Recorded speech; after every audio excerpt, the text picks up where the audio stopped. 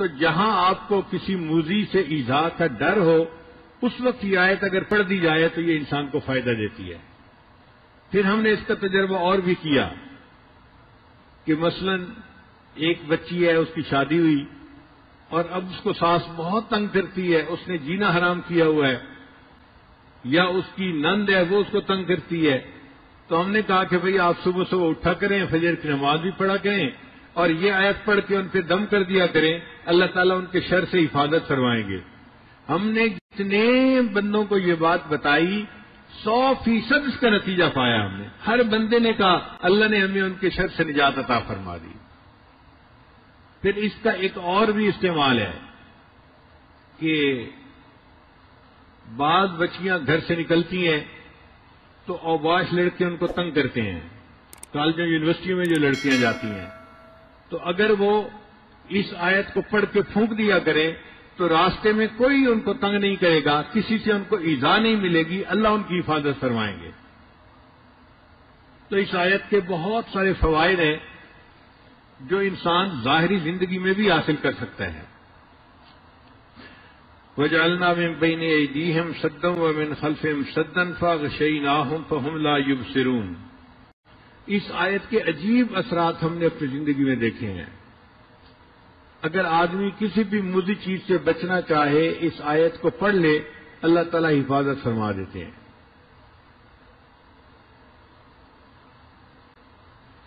ہمیں سفر میں کئی مرتبہ مشکل پیش آتی ہے۔ ہمارے بیگ کے اندر کتابیں ہوتی ہیں مطالعے کے لیے یا بیانات کے نوٹس وغیرہ ہوتے ہیں، اور آج کل مختلف ملکوں میں ایئرپورٹ کے اوپر دینی لٹریچر جو ہے اس کی بہت زیادہ سختی ہے۔ یعنی ایسے تو کسی کے پاس سے اسلحہ نکل آئے تو اتنی سختی نہیں کرتے، جتنا دینی کتاب کوئی نکل آئے تو اس پر سختی کرتے ہیں۔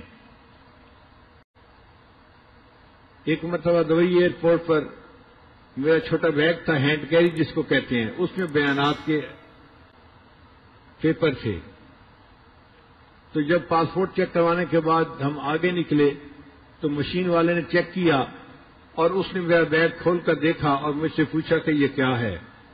میں نے اسے بتایا کہ بھئی یہ میرے نوٹس ہیں، میں نے کتاب پڑھی اور جو مجھے پسند آئی بات وہ میں نے اس کے اوپر لکھ لی ہے۔ خیر وہ بندہ خاموش ہو گیا، اس نے بیگ بند کر دیا۔ جب آگے نکلے تو آگے ایک اور بھی چیک پوسٹ تھی، انہوں نے دوبارہ پھر بیگ کو چیک کیا۔ میں بڑا حیران، بھئی ایک دفعہ چیک کر لیا تو کافی ہے، دوسری دفعہ پھر چیک کیا۔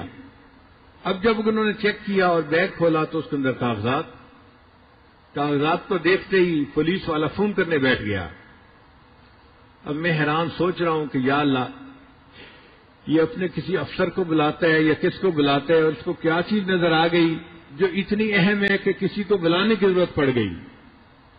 تھوڑی دیر کے بعد ایک خاتون آ گئی اور اس نے آ کے میرے بیگ کو دیکھنا شروع کر دیا۔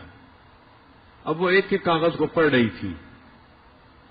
اللہ کی شان کہ اس میں بخاری شریف کی جو اختتامی حدیث ہے اس کے نوٹس تھے۔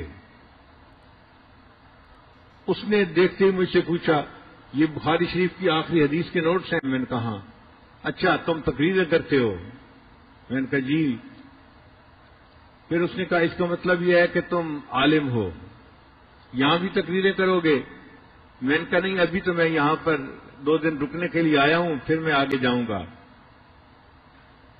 وہ کہنے لگی کہ میں عالمہ ہوں اور مجھے انہوں نے صرف اسی لیے رکھا ہوا ہے کہ میں لوگوں کے پاس جو دینی لٹریچر ہے اس کو دیکھوں اور ان کو یہاں پہ روکوں۔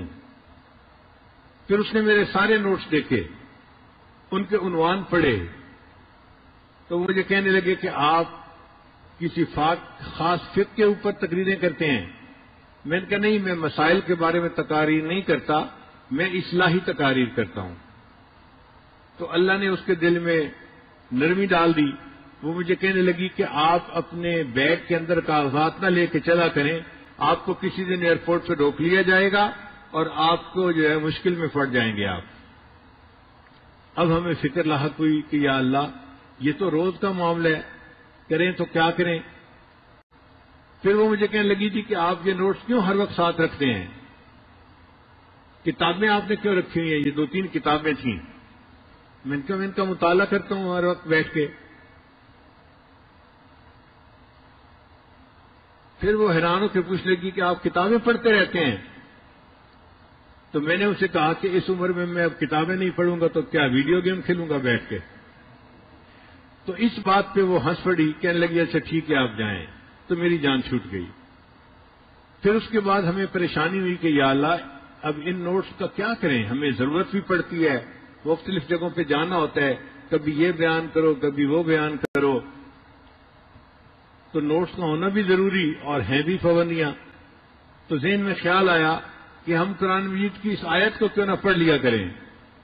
چنانچہ اس کے بعد تقریباً 8 سال ہو گئے ہیں یا 10 سال، میں جہاں جس ایئرپورٹ پہ بھی جاتا ہوں، جہاں بیگ چیک کرنے کی مشین ہوتی ہے یا عملہ ہوتا ہے، میں یہ آیت پڑھ کے ان پہ پھونک دیتا ہوں، وَجَعَلْنَا مِن بَيْنِ أَيْدِيهِمْ سَدًّا وَمِنْ خَلْفِهِمْ سَدًّا فَأَغْشَيْنَاهُمْ فَهُمْ لَا يُبْصِرُونَ. اللہ کی شان دیکھیں کہ پچھلے پھر 8-10 سال میں پھر کسی نے کبھی مجھے کھڑا نہیں کیا.